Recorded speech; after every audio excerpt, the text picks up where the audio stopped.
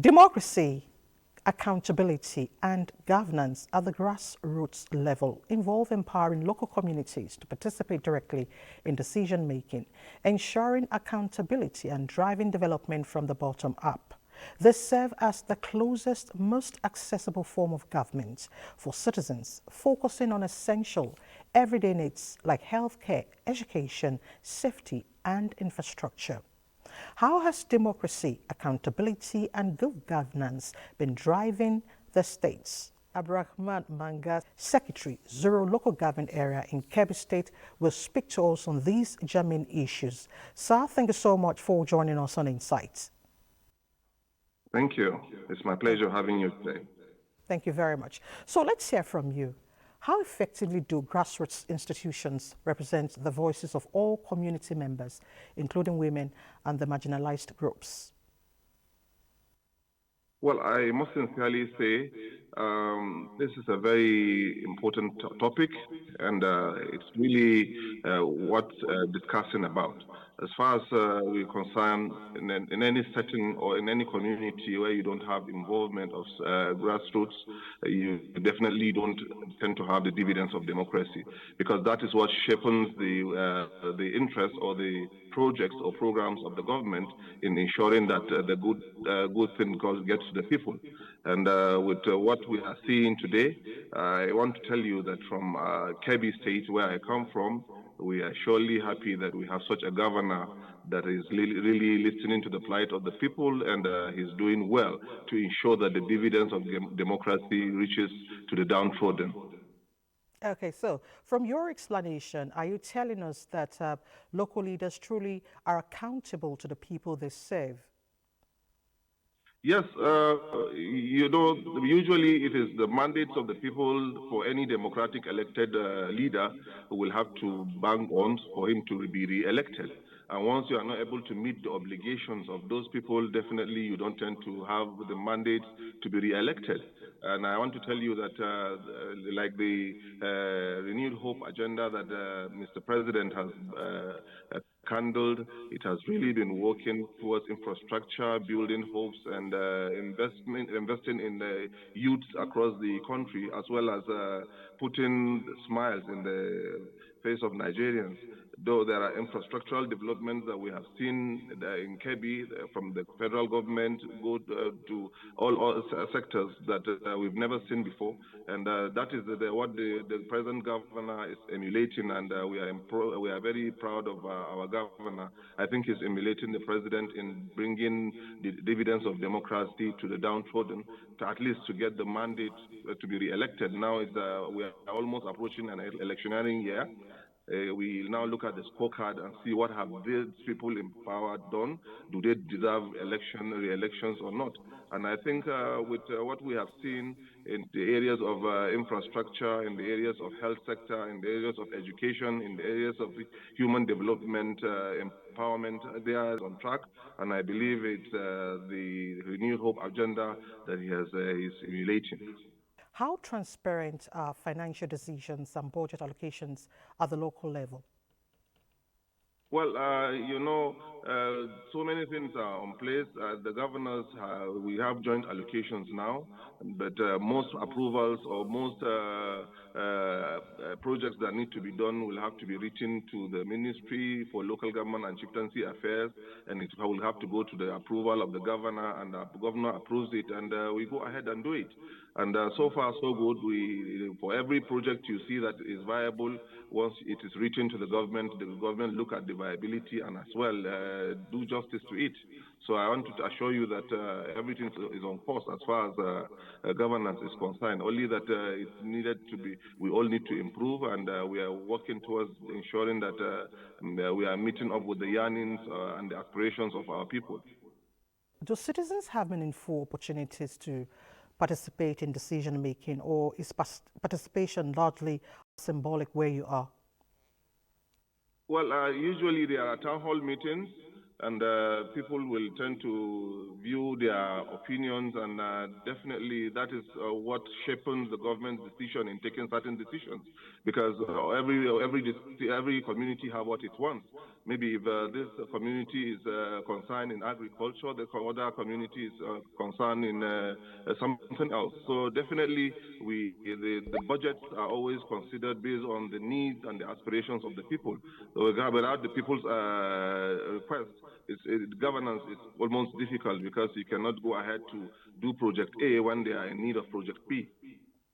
So that the people are really involved, only that people need to come up more. Instead of criticism, people should be up and doing to be able to bring a genuine view to the government, so that government can be able to implement policies that are in direct bearing of the people, which I've seen my governor doing. Okay. You know what? You mentioned criticism. It is actually a way of putting the government in check positively. Now, how do we get the government to be accountable? How can the people you serve hold you accountable, even as a secretary of your local government? Well, as a secretary of my local government, most definitely what I believe in is I listen to the yearnings of my local government often, and on those notes, I make recommendations to my chairman, and then my chairman also presents it to the governor, and the governor sees a reason why such projects should be approved, and also is approved. So my people, I can't work without the people's mandate. It has to be people's interest, so that all that the budget will look like will be in line with the needs and aspirations of my people. So it's something that it's a collective responsibility between the state government and at the same time the local government, to ensure that the dividends of democracy is given to the people, so that at least it will meet the needs of the people, so that we can be re-elected during the electioneering period. So let's talk autonomy. What challenges limit the autonomy of local governments from higher levels of authority? Well, I can say that His Excellency, the President of the Federal Republic, last time when he had a meeting with the governors, he told them that he's going to take decisions if they didn't do it. And so I think they are the toughest point in trying to make the autonomy works, or move funds directly to the local government control. Initially, the reason why local government funds were actually held was because of the rascality of some of the local government chairmen that were given at that time, and they needed somebody to checkmate their excesses, and that was why the state government intervened. But now that the president wants it to come back to the local government, I think it's a good thing at the right time. So be put in place because of the EFCC and the ICPC and other regulatory bodies, to ensure that such excesses are not, done by the elected officials. And I think a dividend of democracy will flow, and maybe this time around faster than it used to be. But the way I think they are working on it with the state governments and the federal government, I think the federal government. The Supreme Court gave judgment in it, and that was why Mr. President said that governors should respect it, and I believe that governors will respect it in due course. Okay. You know, when you talk about rascality in government, we are talking about corruption.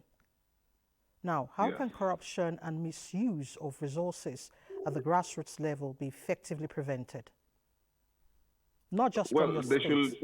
Importantly, responsible leaders should be elected, and the bodies that are responsible in ensuring that due process is adhered to at all levels should be, encouraged, or should be strengthened, so that people do not go out of their way to make public funds their personal belongings.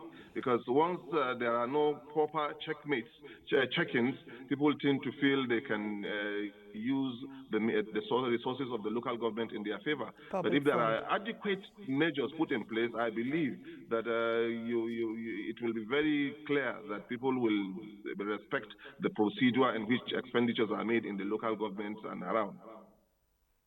Talking about funding, are local governance structures adequately funded to meet community needs? Are they properly funded?